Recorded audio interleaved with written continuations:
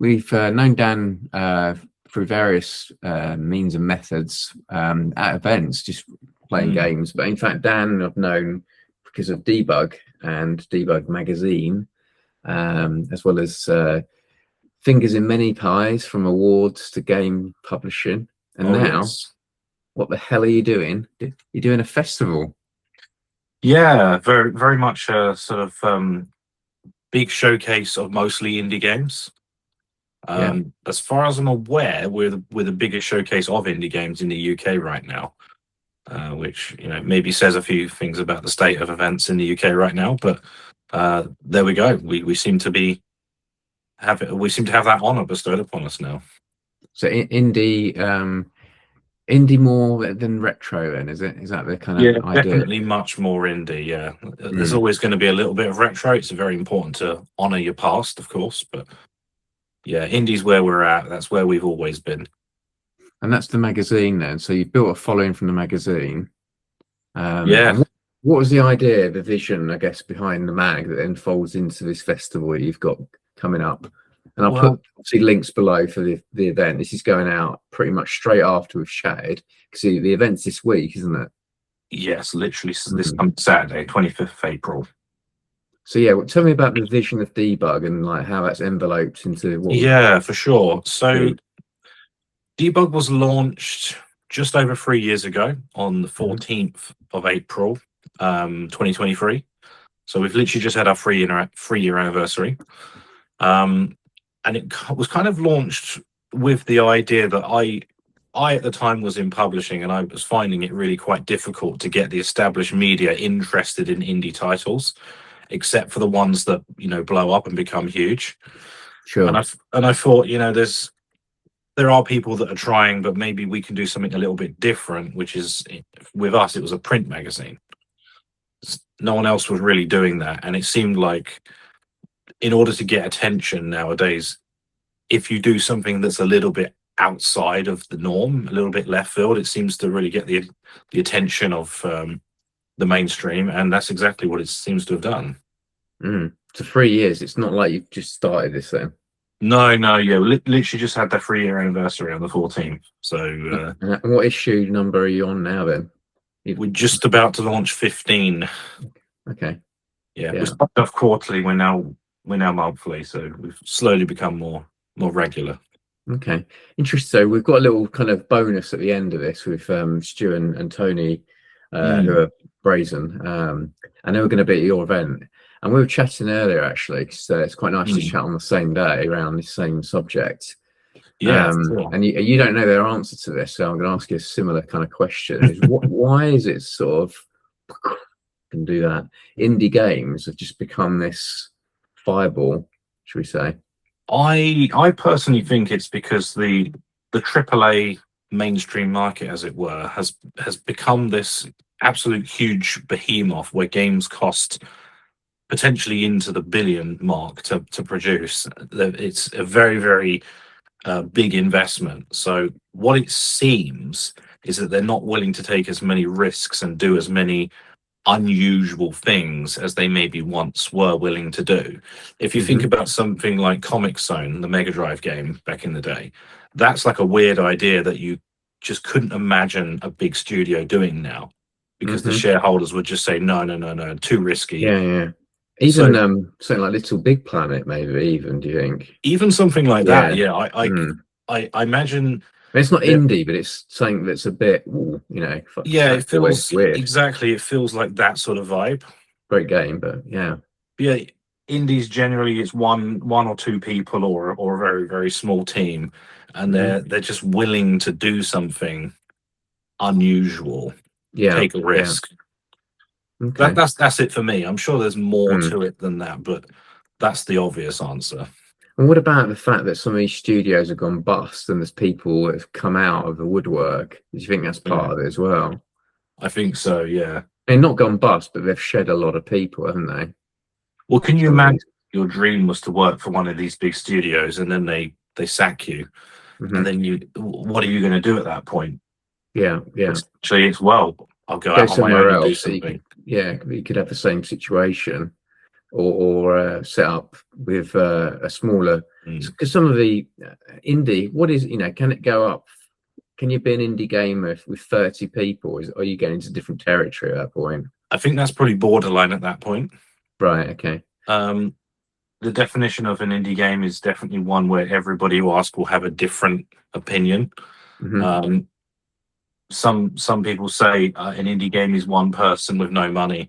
I think that's maybe a bit extreme.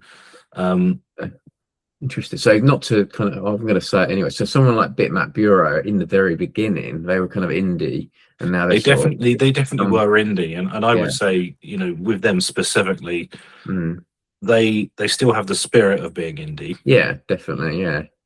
But if they keep, I mean, like some of these developers have really, like, over many years gone from one or two people to I mean, obviously someone like, I know Boss of Studios, Enrique, they've grown over, Surgeon Simulator was a huge game which blew them up, and I guess that's part of it. If you get a big game, it's almost you have to grow, don't you, with it? It's kind of a given. Of course, yeah. I mean, the most famous example is Minecraft, right? Of course, It very much started as a game by one guy, essentially.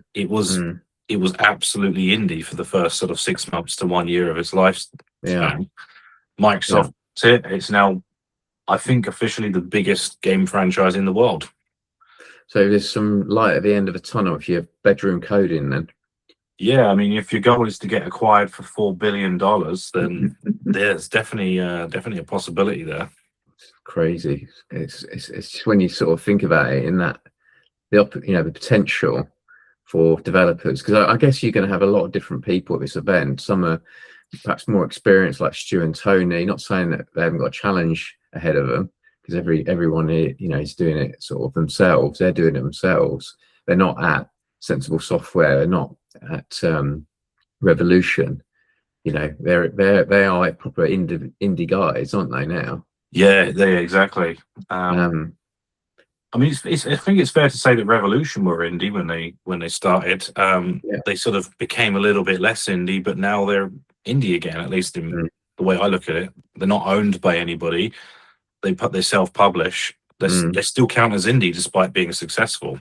Okay, so it's kind of like there's a way of defining it then, from what you're saying. Yeah, everybody has their view. My view is that for it to be pure indie, it just needs to be independent of someone else's opinion or finances, essentially. Yeah, ownership, finance, and that kind of control aspect, I guess. Yeah, I mean, someone can invest in you, but without necessarily having control. But it's a grey area, right? I mean, it's a conversation we have all the time at every event we ever go to. So it's not necessarily at the look of the game, then. There's no no at all. Okay. No, because we're starting to see AAA's emulating the indie look. Right. They see that it's like an easy win for marketing.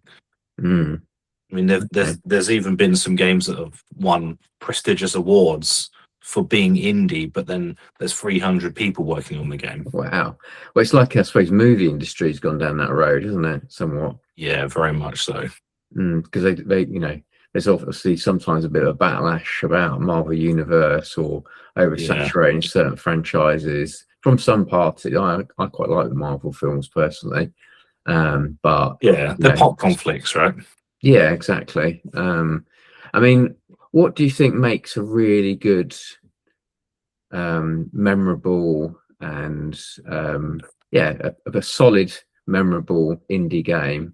What do you think of the component parts of it? I think there's a lot to it. I feel like it's a difficult one to answer, is it? It is a really, really difficult one, because I think it comes down to vibes a lot of the time. Okay. Because you could say graphics, but then that doesn't seem to really matter within the indie space. Story, I feel like that's important, that there's an interesting story behind it, but not necessarily the narrative of the game itself, but the story behind why it exists as a game. I feel like most people that follow indie games are really interested in why does this game exist, and who made it, and what's their story. Is it like sometimes with me with indie, and I suppose you could look at this, in positive or negative way. I kind of look at some indie games that I've been to events over the years and gone, why? But it works. It's like, it's weird. It's very weird. Yeah. Because I think indie games can purposely be weird because they don't have somebody telling you what to do they? No. I don't think you can define it, because one of the best examples of an indie that's been really, really successful is Undertale. Okay, yeah. And the sequel Deltarune. There's not anything particularly original about it, but it just seemed to have captured people's imaginations, and I think it just comes down to the story. Okay, yeah. And what about my audience here? So I'm gonna, it's gonna go on my YouTube and Games You Loves. Sort of retro adjacent. Why would retro people who are into retro, as not saying everybody who's watching here just plays retro games, because I think that I'm somewhat deluded by that, even though I probably want it to be. I mean, I've got nothing against modern games per se.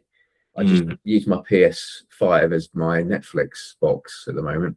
And I think it's just because I'm so ingrained in this hobby, that's me. But say there's another few of us around and we're sitting there playing up to PS2 and then go, no, we're not having any of that. Why is indie? Why should I be looking at indie? Maybe because I don't want to play games on my PS5. Yeah. What's going to draw me in, do you think? Well, the obvious one is that they look familiar. Right. Indies tend to have smaller budgets, so graphically they resemble older games more, perhaps. Sometimes that's a deliberate choice, but also the reason why I think is that the people that grew up playing games from maybe let's say the 16-bit era, they're now at the point where they're able to make their own games. So they're referencing those that they grew up with and that they enjoyed. That's what I think is seems to be happening. Everyone has a dream, right, that they want to make a game one day. It may take 20, 30 years before they are able to fulfill that dream, but when they do, it's a lot of the time it's going to be a throwback to those games that they played when they were kids. So what you're saying is that so we talk about this show, you're saying that old boys like me are kind of getting into it, maybe not quite as old as me, but in their 30s, 40s, 50s. I mean, that's what our data is telling us. Is it really? Yeah, it's not really. Yeah, it's not really super young people. It's people around my sort of age, mid-50s. That's young, mate. Yeah, but gaming is a teenager's thing, right? That's typically how it's always been. Yeah, so it's kind of people where they're a bit more settled in life and they're looking to, do that, like you said, a thing that they grew up with. Now I've got a bit more capacity to do it. Absolutely. Right, interesting. So there's a real mix of people then on the weekend on Saturday. You're saying? Yeah. We've got quite a few students, and I think it makes sense because there's lots of developers there. That's the one rule that we had, is that games have to have an actual person who worked on it in attendance. So yeah, there's a lot of knowledge to be gained. Just from talking to people. There's families, people that grew up with older games that want to introduce their kids to what's going on now. Yeah, sure.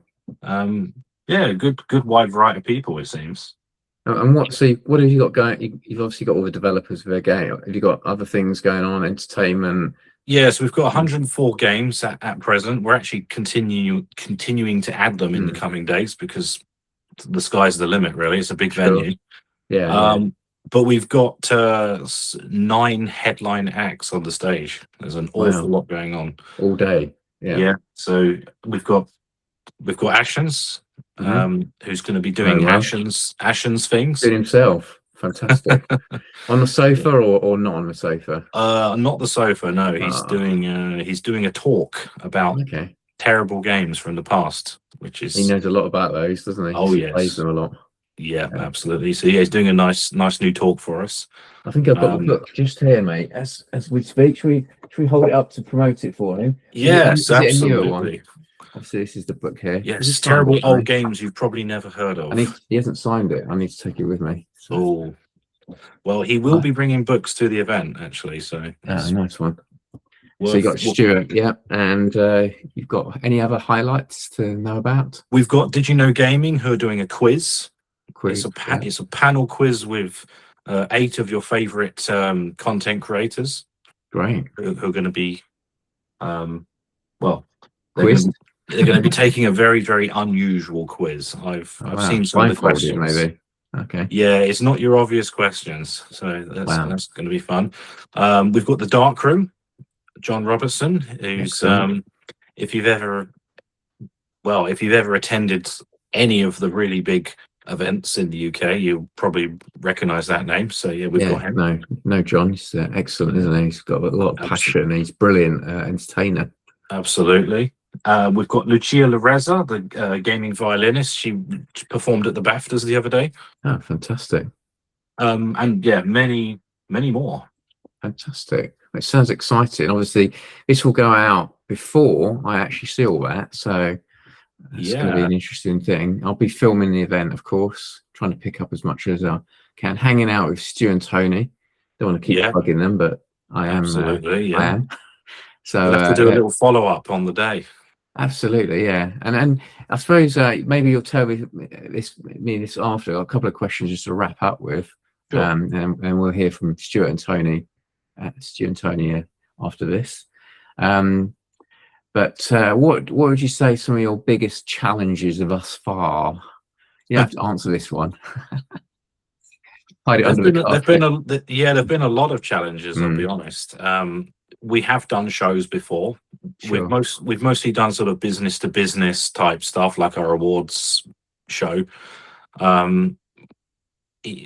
Far smaller number of people, but yeah, this time it's logistical stuff. It's having the right number of security. It's having fire marshals to check that everything is correct. It's all the boring stuff basically. Those have been the challenges. We're in a very, very lucky position that we have a very large community of developers, so that wasn't hard getting them involved. Right. Most of them jumped at the chance to exhibit and show off their game to an audience that's not really had a lot of attention, the east of England. Yeah, I was going to ask that about the Norwich. How important is it to have it on the east coast, or not? It's not on the coast, but on the rump of Britain. Yeah, of course, the bit that no one goes to, right? Well, it's just there are lesser gaming events there. Yeah, I think that's very fair to say. I've never really understood why that is, because there's plenty of people. Norwich in particular has free universities, so there's lots of hip young folk who want to experience new things. There have been gaming events that have had various levels of success, but yeah, there's plenty of people here that want to go to those events, and lots of content creators. There's a lot going on here. Yeah, I mean, it is just to talk about Dan's event, because if you're going to see this, hopefully in the next 4 days, you still got time. I live not that far from London. I can get there in a couple of hours. Yeah, it's not I go up to Blackpool, I go up to Glasgow, I'll go anywhere within reason. But it's a direct train. It's not a trek. Yeah, you can get from central London, and I'm actually going to kind of drive it, but I can get the train in a couple of hours. Yeah, it's pretty straightforward. And the venue, to be fair, it's an easy drivable as well, isn't it? It's kind of like it is. You can park there and stuff. Yeah, I think we've got 600 parking spaces, which is brilliant. Should be enough, because I think most people are getting the train. Yeah, get the train or whatever. But dedicated disabled parking and whatnot. Yeah, there's no issue. Is there anything else you want to say about the event? Because we kind of talked about India. Yeah. As well. Well, other than it's £15, so it's pretty affordable. Yeah. That was very, very important to us. £15 for the whole day. 13 hours, I believe. What time is it open to, and when does it finish?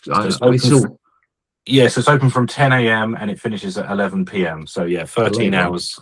Blimey. So a bit of party later on then, that sounds of it. Yes, very much so. We've got a DJ at the end. Brilliant stuff. That sounds really good fun, doesn't it? I mean, I know all this, but I'm just saying, like, better to verbalise it, because you know, people don't want to always. Not go through everyone this, knows. but everybody Yeah. knows. It's the biggest job in the world, marketing, right? You know, despite the fact we've been talking about this for about 3 months solid, it's there's still plenty of people that aren't aware yet. But Yeah. I mean, it's definitely worth a trip for people who are a bit on the fence. You're saying, yeah, Mm. if you're interested in games, particularly if you have a deeper level interest and you kind of want to experience a huge amount of stuff that you've probably not seen before, Mhm. I think that's what we do that others don't necessarily do. Is we're all about the cutting edge, new experimental stuff. Fantastic. And there'll be a few creators in there. Obviously, I'm coming, do create stuff, and but curate. I share a lot of people's things, as you know, Yeah. showing you right now. We've got a whole bunch of artists too. Great. I've actually just been on the website today, putting the final touches on because we've had a few sort of late additions. Mhm. And yeah, it's well, that's the place to see the full lineup. But yeah, we've got 9 headliners, 104 games, something like 8 artists, and then a bunch of traders who are selling not the usual stuff. Yeah. We've So got you've got different kinds of traders, have you? For merch and things. merchandise, a little bit of retro, but we've got a chap who's selling mostly Japanese import stuff. Okay, cool. So good.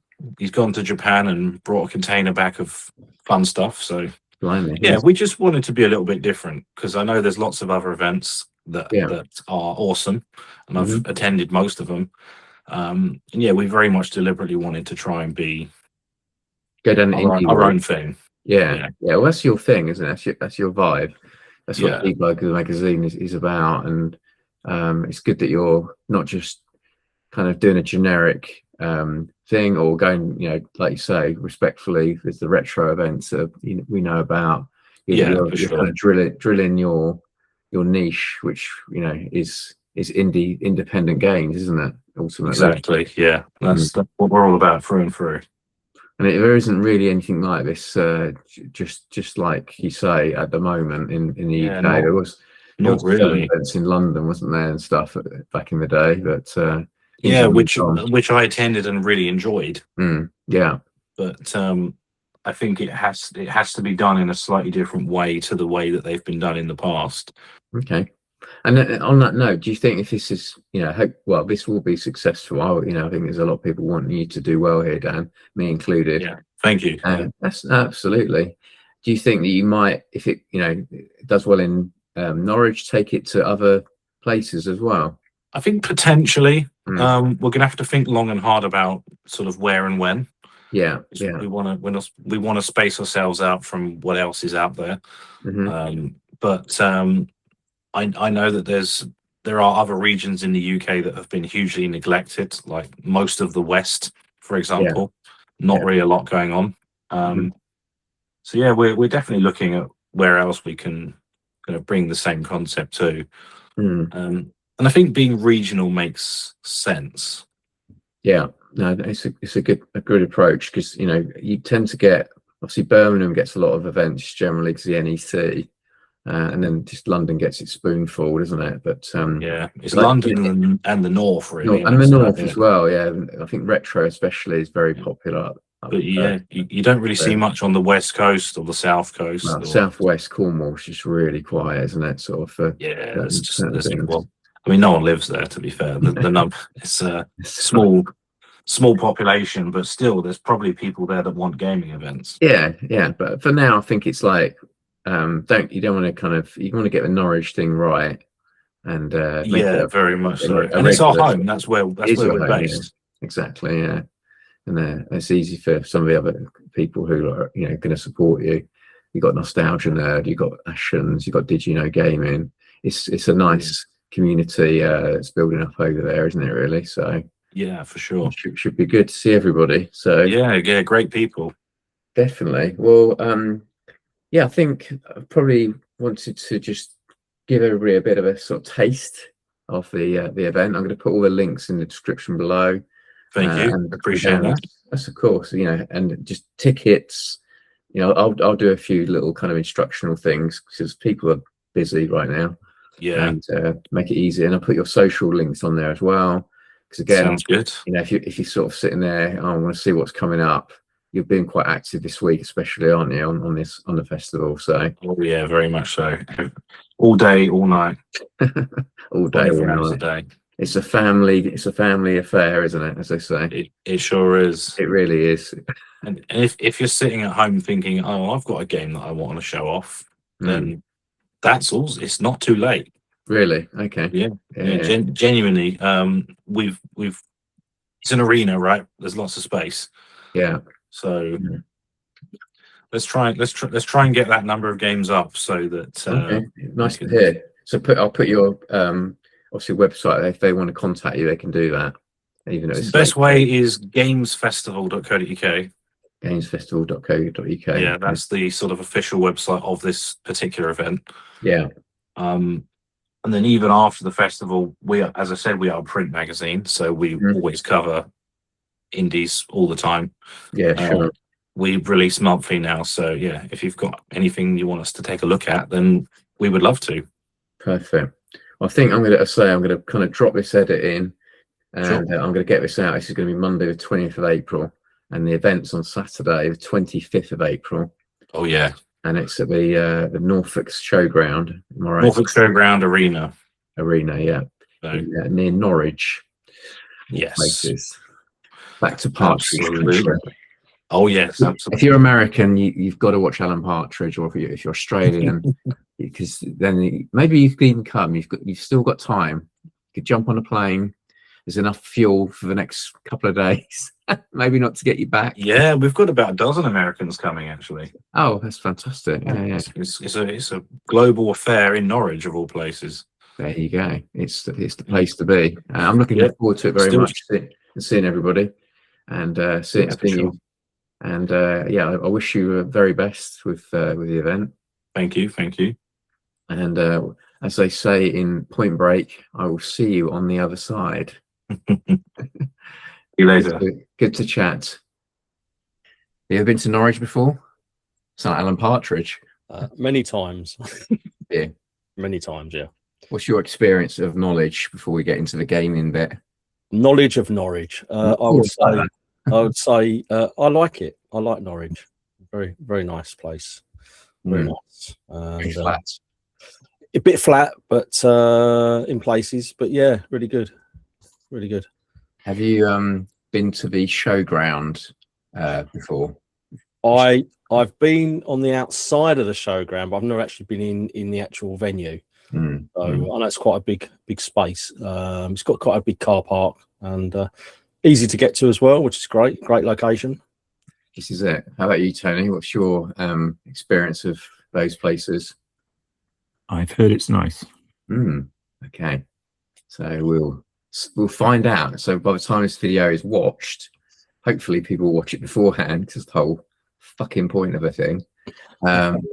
Yes. It's quite late in the day, so I will try and punch this out as soon as I can. Obviously, we're when you're watching this, we're in the middle of an interview with Dan, who's either going to be laughing or crying at the end of all this, because he's the guy putting this all together for his sins.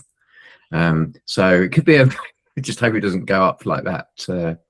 What's that thing on Netflix? You know, the old fire thing where they set fire to the whole thing. Let's hope it doesn't happen, and people are justly satisfied.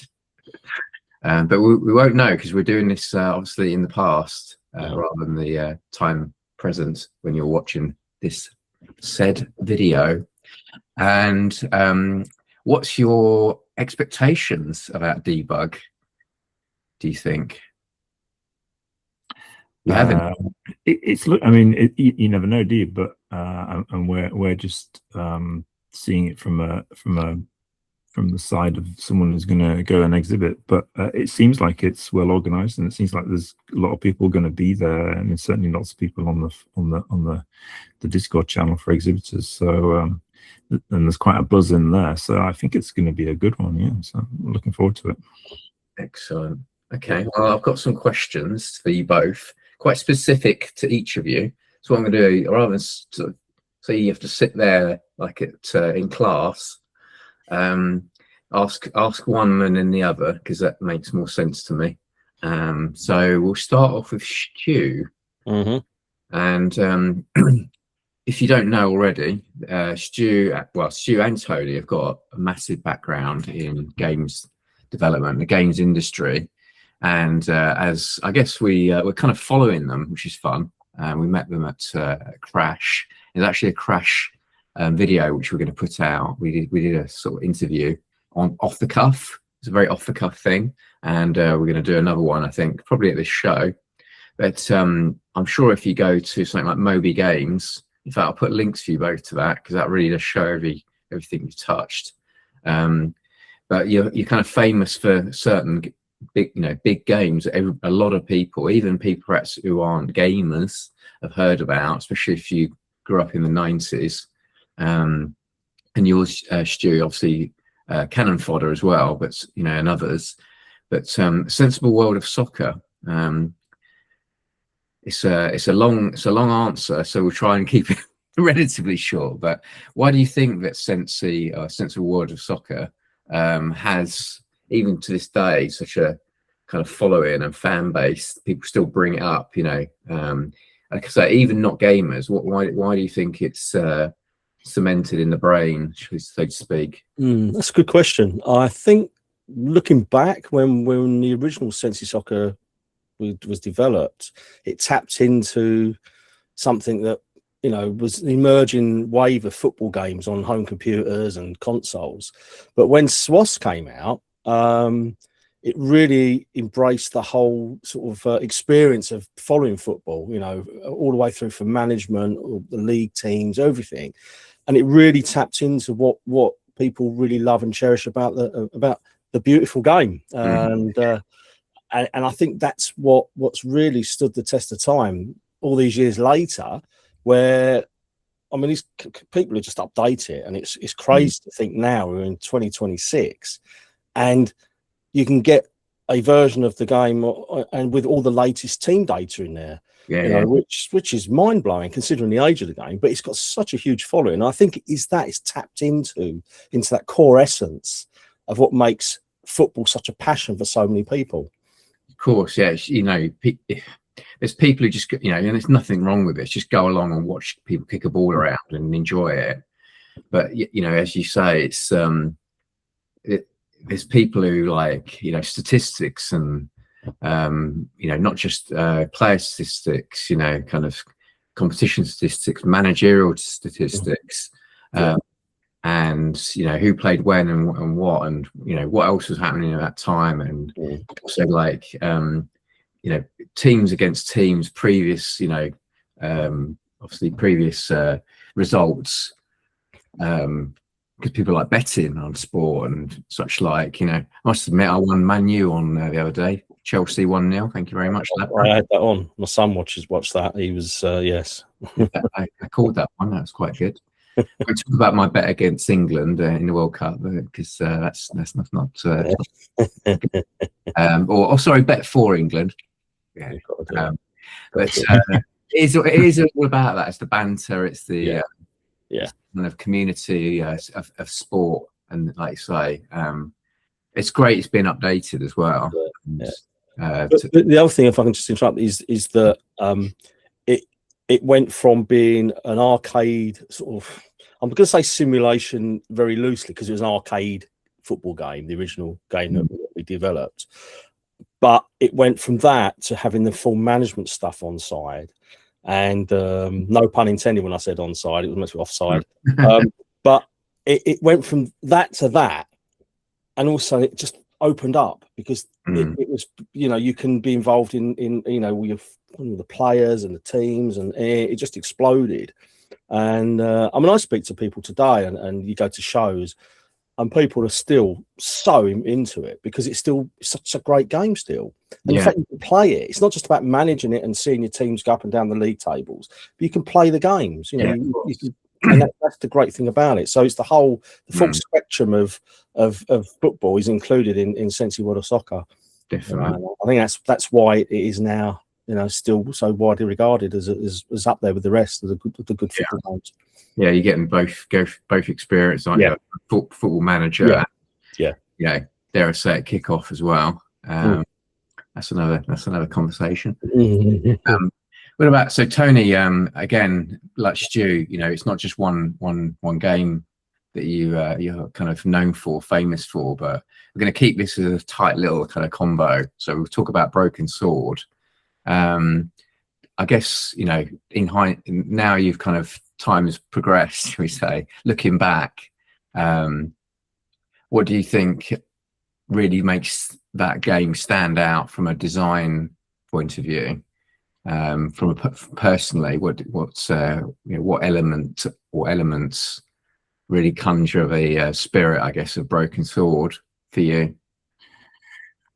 I guess at the very heart of it are the two main characters, George and Nico. I think the fact that we made them kind of normal characters. I mean, they're not big sort of superhero type people. They're not classic video game characters at all. They're almost not exactly literary, but they're subtle, and the game really focuses on their personalities and the relationship that they develop between them across the game. And I don't think anyone had done it to that depth before, and not many people have even tried to do it since.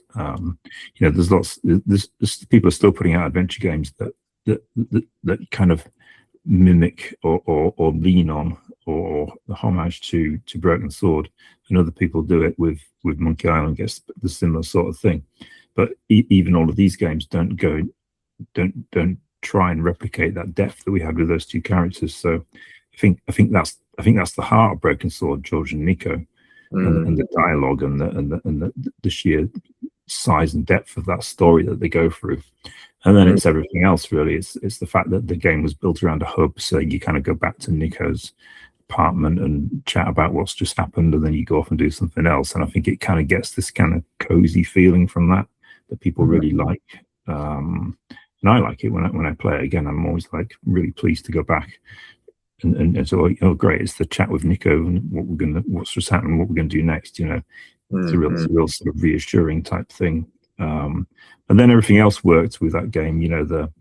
The tech was easy enough, I suppose, but creatively, the fact that we had the Don Bluth guys doing the line drawing for the backgrounds set it apart from anything that had been done, I think, and probably still no one's doing that kind of thing now either. It's almost a dying art in a way.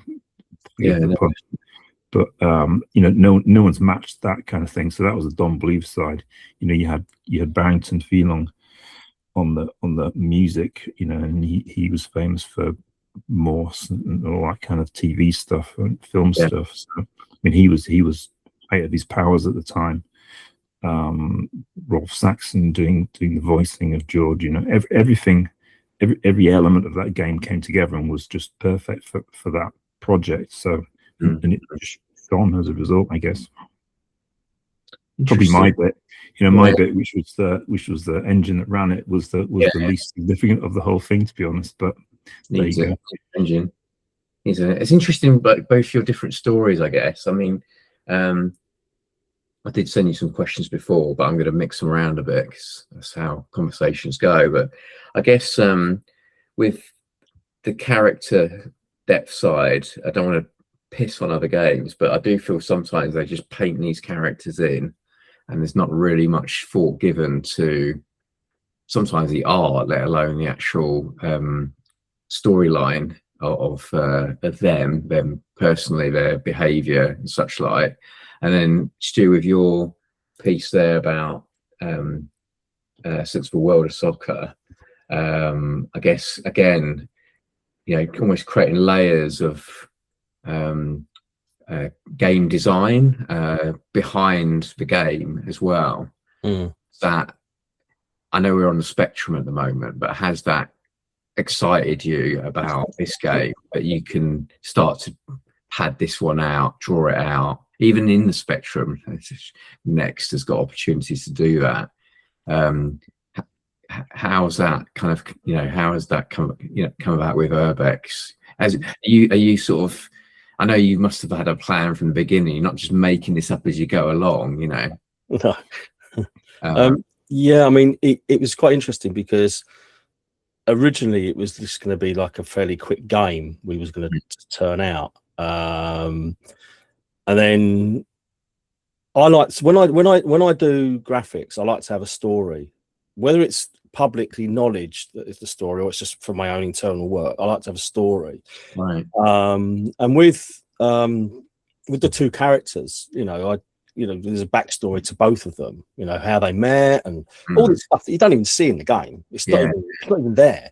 Okay. But it's all there in the background, where they come from, how old they are roughly, and what their personalities are like, and all those elements go into, for me, when I'm drawing artwork and creating things, because then it makes it easy for me to draw something or animate something, knowing that, oh yeah, well, like Ramona, she's a bit feisty, she's quite energetic, and it's all those elements when you put things into a game. So but I mean, with Urbx Warriors, I mean, it was all planned. I mean, we sat down and we sort of thought, well, if we're going to do this, we've got to do it properly, and we've got to make sure that it's got substance and it's got something solid as a foundation to work from. And that's what we've done with this initial Spectrum Next version, and because that will be the foundation for other versions we do afterwards. And because it's a strong foundation. So rather than just turn out a Spectrum Next game and move on to something else, we thought, no, we're going to build something really solid with this one. And there's a lot of layers to the gameplay, I mean, there's arcadey bits, there's a little bit of strategy, a little bit of puzzling, a little bit of RPG. We're touching all those little elements, but we're not going full blown with it, because it is only a Spectrum Next, and there's only so much. People forget, even despite the graphics, it's still only an 8-bit machine, and there are certain limitations with what you can and can't get away with.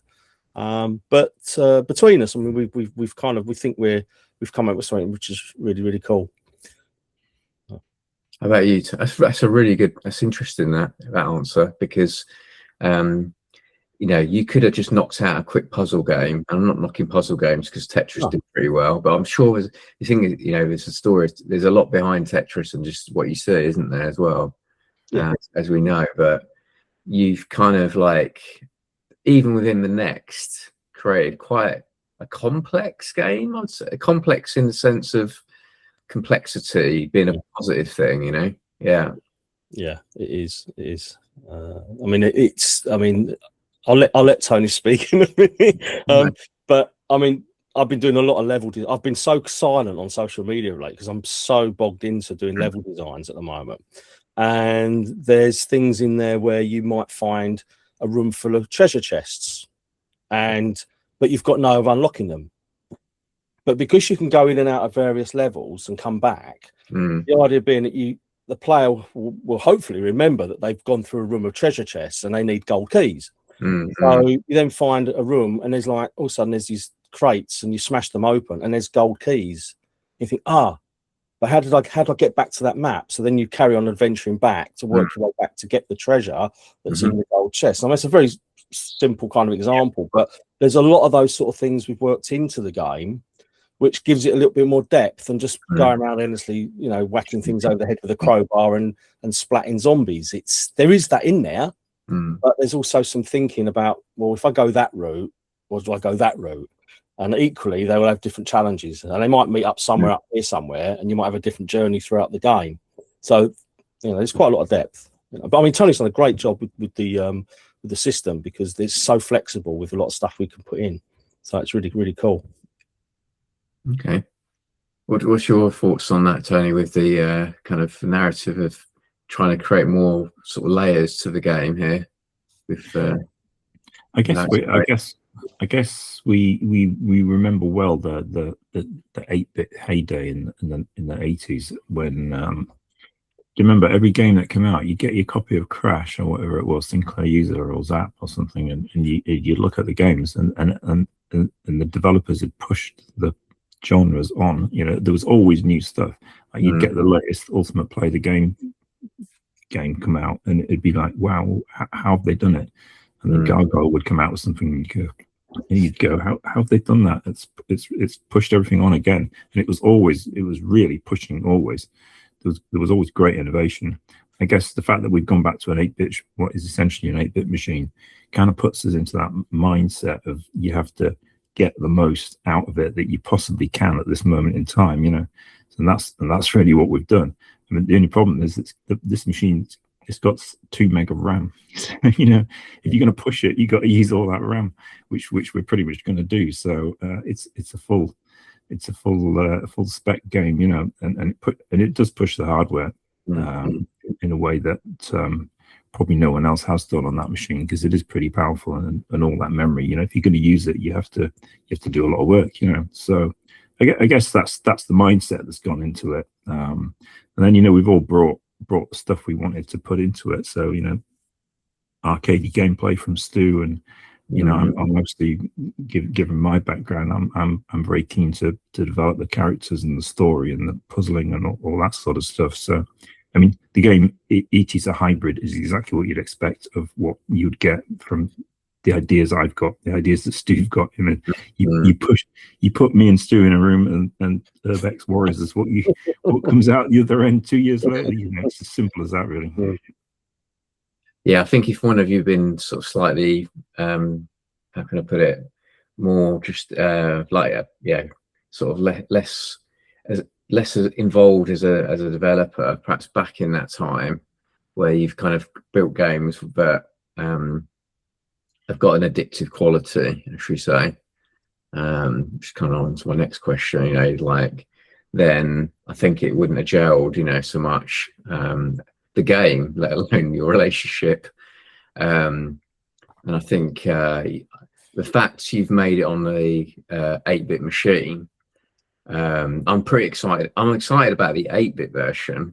It's just now, it's almost like, when it goes to, say, Amiga and beyond, the possibilities. But the fact you're, like you say, totally like back in the day in the 80s, people pushing that, that memory, that small amount of ability to produce a game on such a small machine further, as almost like, it forces you, doesn't it, I guess, to make a game better, rather than rely on the technology, should we say. Do you think that like games have suffered in recent times too reliant on technology, maybe, that they're not going back to some of these ground level ideas sometimes, not always, I think a lot of games at the commercial end of the spectrum, so to speak, the spreadsheet driven productions we're seeing coming out of publicly traded companies, in effect, there's a lot of how can we get the most money out of people, which distorts the game designs. If you're designing a game to drive loot box sales or whatever it is, or DLCs, or purchases or whatever it is, if that's the leading factor, the aim of the game, to extract money from people, then the design gets twisted to facilitate that. And that's what you see in a lot of games, and obviously that's not good for anyone. It's not good for the industry, and there's a lot of problems in the top end of the industry as a direct result of all this stuff. So there's that kind of monetary type stuff sort of polluting the development of games. And then graphics is a difficult one, because there's nothing fundamentally wrong with 3D. I think when it starts pushing towards sort of lifelike stuff, it just becomes so expensive that it again starts to distort things. And maybe all the budgets are going slightly more towards that than more of a spread, so the games are actually quite conservative in design and formulaic, but they have 1,000 people drawing the graphics, but it's all a little bit sterile perhaps sometimes. And I think there's a sort of shift starting to happen towards indie at various stages of indie. There's top end of indie, and there's right at the bottom end with zero budget like us doing the best we can. But I think that the creativity now is in that wide field that's called indie. So I mean, that's good for us, and it's good for players because they can still get decent games. So you know, that's how I see the industry and our place in it. You're right. I mean, you know, I've got a PS5. I watch movies on it, to be honest. It's not to knock, modern gaming. It's just a personal choice. But I guess I got a bit fed up with just watching a lot of movies, games. There's, games with such long cut scenes in them that you're just wondering why am I even playing this? I'm playing a cut scene more than I'm playing a game, and the narrative stuff needs to be more granular. It needs to be. You don't want to just sit and watch pre-rendered film. You can watch Netflix for that. Exactly. This is the challenge, I think. I think I guess by revisiting the 8-bit, you've gone back to the beginning as such. And you're at an event. Let's talk about this event. You're at an event where it's indie gaming. I believe there's about 100 indie games at this event. Wow, it's phenomenal. Seems to be a lot, yeah. It's incredible. I don't think I've even heard of such a thing. So with so many games in one place, it's clearly a market there, like you say. Is it the consumers driving demand, or is it just a fallout from what you've just said? Do you think, or a bit of both? Well, it's a bit, but I mean, I guess it's consumers. I mean, get players. That people wouldn't be making these games if they didn't think people were going to play them. And I think the top end of the corporate industry is probably shedding players. People looking for, you get burnt when you buy a game and they shut the servers down and it stops working. You learn a lesson, don't you? And you look for something where that's not going to happen, something that you actually own and continue to own it. And if you want to play it in 5 years' time, you're pretty certain you can still play it in 5 years' time, because it's not reliant on something that's external through the internet. And so I do think there is a backlash. I mean, I don't pay enormous attention to it, but you follow the industry and there's a kind of murmur of discontent. Yeah. Right, Stu, I mean, like taking a game to a show, you've done shows, obviously Crash as well. How is it then for a small indie like yourself and Tony, like showing a game before it's finished? Is that all cool? Like, it's both amazing and like terrifying at the same time, right. Because you're amazing that because you get to meet so many different people who will engage with you about what you're doing, your past projects, gaming in general, and it's great to meet the public. The people who are actually you're making the game for. It's terrifying because there's always a possibility that you might break something before the show and it crashes or something goes wrong. That doesn't happen that often, so that's usually quite good. But it's just really cool because think back in the day, you didn't really have that kind of connection with the audience because you only had like computer magazines, and that was it. You'd never got to reach the audience directly, your target audience directly, and talk to people. I say target, just people. All people who enjoy playing games and play. I mean, we're quite lucky because we're quite connected with a lot of people in the industry, and certainly with retro gaming and indie gaming, it's a very kind of like I noticed this a couple of years ago. It feels like we're all in it together. There's a great sense of camaraderie about it all. We're all indie devs. We're all trying to push our games, and we're all trying to help each other. And you'll see this at Develop when you see other developers there. It's a really nice atmosphere. It's not like the big sort of corporate stuff where it's like almost like a dog eat dog and our hit's going to be better than yours. It's not like that. We're all in it together.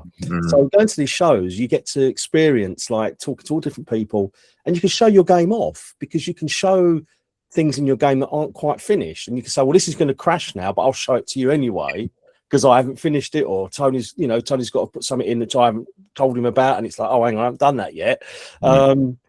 But it's that rawness that connects to people, because they can see you almost like in your naked form, that this is the game.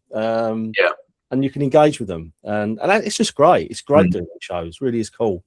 Okay, really cool. So you almost take it. Rather than just showing it, you're almost expecting feedback then. Basically. Yeah, totally. You know, I mean, it's always good to get feedback. It's part of it, really. It's just to sit and watch people play it. You know, I mean, there's no way to hide. But if there's a truth that needs to come out, then that's where it's going to come out. So you have to sort of sit and take it. I mean, our experience with Urbx has been very good. So definitely. I think we'll be fine at this one, and we'll just note down what people say and react if we need to do. But and we do, you know, you do get feedback occasionally. Someone will say something really original no one's ever thought of before, and it's like, yeah, that's a good point, you know. And then we'll go away and think about it. But yeah, it's good to get away from development, because, you know, for me, game dev is sitting in this room, you know, thinking and typing, talking to no one, head down, you know, hoodie over, and just that is what, on the surface, that is what game development is. But on a show floor with people coming and going and picking up the joystick, and you have to talk to them and all the rest of it, it's a completely different thing. But I think to have, you know, develop show, it's a very useful process, I think. And if you don't do it, you're losing out, certainly. Yeah, there is that. You know, obviously I did a little stint in publishing myself. I think especially the one person show is a tough call, man. Where you're just sitting there on your own, and you've been there. This is before they're kind of speaking to us as publishers, even, and it's a lonely game. It really is, isn't it? I guess. I mean, at least you got each other. Yeah, I've got each other. Well, we can say, I'll get the coffee and you get the next one while we man the stands. But one thing I will say is, which was really interesting, is, I mean, we're both in our 50s, and I know, we look amazing, don't we, for our age? We look amazing. But what was really, really cool is, you see retro gaming events, and it's usually people who, like, you know, 40s plus, 50s, you know, maybe early 30s occasionally. But what was really, really cool, and I noticed this, that there's a lot of a younger generation coming into it. And I mean, we did a show last year, and this young girl came over to the stand, and she hadn't actually used a joystick before. She was used to gamepads, like Xbox, PlayStation gamepads. And she said, I don't know if I'm going to get her to use this. And I said, go for it. And within a few minutes, she's, oh, this is really good. She got used to use, and it's like, whereas our generation, we grew up using joysticks because that was what you used. So for us, seeing a younger generation, exactly. You know, for us, you know, seeing a younger generation not only playing what would be classed as a retro game, a contemporary retro game, with the basics of the gameplay that you get in all the essence of what makes a good game in R1, but also using a traditional style joystick. It's amazing to see that. But that's the great thing about these events, is that it's such a wide age range of people coming to them. You know, you're not targeting a specific group of, say, you know, 40 to 50-year-olds or 60-year-olds. It's a wide spectrum of people, and it's really refreshing to see. Yeah, I think it's going through what jazz has gone through, perhaps, to pick that, because we haven't seen the turn yet with the generational. You know, we're all going to die off. Let's just face it. And I think, you know, people have said to me, you know, retro, will it just die with you lot, kind of thing. Mates who aren't really into it, you know. And they got a point, because, you know, there was always Elvis collectors, weren't there, back in the 80s, and so, you know, so that thing kind of was huge. People collecting, I think, 70s and 80s, big Elvis sort of thing, and that just, you know, is it a Furby type trend? I totally agree with you. I think that, you know, you're fundamentally dealing with a product, i.e. retro, a golden age, different ways of saying this, what we do, what it is. But these addictive, very sort of simple to pick up and play, which is why I'm talking to you guys. I must admit, I'm I'm not very good at games, particularly. I've edited on record before, and I'm also terrible at picking stuff up. Like when I go to like EGX, they must tear their hair out, especially people with modern games. They're like, can't you fucking do what you know? I remember the funny one was you won't mind me saying, Steve Merritt with the new Doom Eternal. He got me on, like got me through the crowd, you know. Like, I'll get you through, you know. He got me on the Doom, and he's like, can't you just jump up? What you do? He started getting so frustrated because I just couldn't do it. It's just, you know, modern controller, modern game, and that's the most frustrating thing for me. If I can't pick something up, and probably within about, you know, honestly, 2 or 3 minutes, I'm out, you know. Whereas you know, as soon as I picked up that, I was like banging away, then I was into the game, you know. And like you say, you find stop points, can't get through. I'm falling down that, you know, that pit. I love that. I think in the level 1 there's a long corridor, isn't there, where you keep falling through, and then you just nail it. And I think I'm seeing this already with you know, even in the sort of stages you're at, you're dropping all these little kind of naughty challenges in for us lot, but that you're not then fucking you know, I've got to do it 100 times to get through. You're kind of picking the skill up, finding the bit where you got to go, because there's always that bit, isn't there? I mean, you guys know the science of this, where you want to make it a little hard but not crazy, where people get frustrated, especially people like me, you know. Is that exactly? I mean, it's introducing the player to new things in a way where they don't have to be an expert in it straight away. You need to allow people to get used to using something. So at the very start of the game, you get the crowbar, and that's not just used for taking out, you know, scorpions and spiders and snakes and that, but you can also use to smash things down, and also smash wooden boxes open, wooden crates open. So it's got a multi-purpose use. But likewise, you then get a handgun, which is obviously much better than going up to something close quarters and trying to hit something, because you'd rather shoot it from a distance. The downside is you've got fixed ammo, so if you use it too much, then you're going to have to revert to using your crowbar.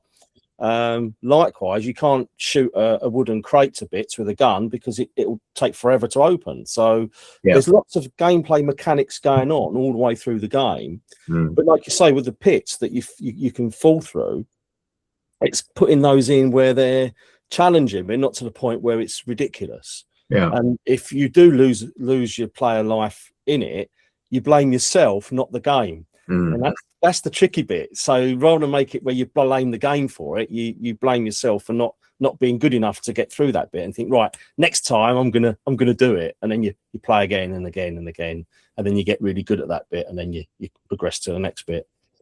But also, there is a difficulty curve, isn't there? That's the thing. No, there is. You don't want people to be stuck for too long so they walk away, because when people walk away, they never come back. That's right. So again, you go back to the old principles of you know, 3 lives or whatever, or arcade machines, where you walk in there and you pick it up straight away, because you have to, because there's no time for reading instructions and learning stuff, and you should be able to pick it up real quick. And then it gets a bit more difficult. You know, you die. We trick you, and we pull something off, and you die. And then you think about it, and maybe you die a second time, but you really should. If it's well balanced, you should be able to get through it the 3rd time. And then you think, I'm better than these guys. You know, I've got one over on you now, and you carry on from that. And then we do it again. So we'll pull some other trick, and the same thing will happen. But you should always be able to, you know, look around. The solution is fairly close. Do it properly this time, and you'll get through it. You know. Interesting. We're definitely going to have to revisit these deeper conversations. Don't want to take over his video, because Dan's in the video obviously as well, talking about his amazing show. But I've got one kind of final question, I guess, for you guys before we say our goodbyes until the next time on video. So I guess it's kind of related to one of the first questions I asked, but what do you think? Why should people come and see you at this show? What's the juice? Our dashing good looks, obviously. Oh, that as well. Always that. And I don't know. I mean, I've no idea. spot now, no. Play the game, surely. Chat It's about something real. experience. Something real. It's crafted. We're making crafted, authentic, good solid entertainment, and come and chat to us about it, and it's a real thing. It's something authentic, which everyone's desperate for these days, and with all the fakery and AI and everything that's going on in the world. This is something honest and true, isn't it? I guess. No, definitely. I think it's also just because I've probably maybe myself attended a lot of events, retro gaming events.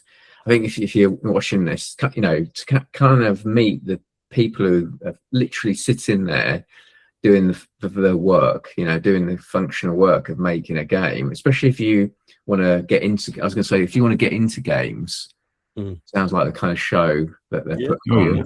Pick our brains. I mean, come along, pick our brains if you want to ask us about any aspect of our game, Urbx Warriors, or our back catalogue of games. We're open books in that respect. I'm happy to share knowledge and experience and advice, because it is tough out there making games. It's a tough thing to do, and we've been fortunate enough to be able to do this for a long time.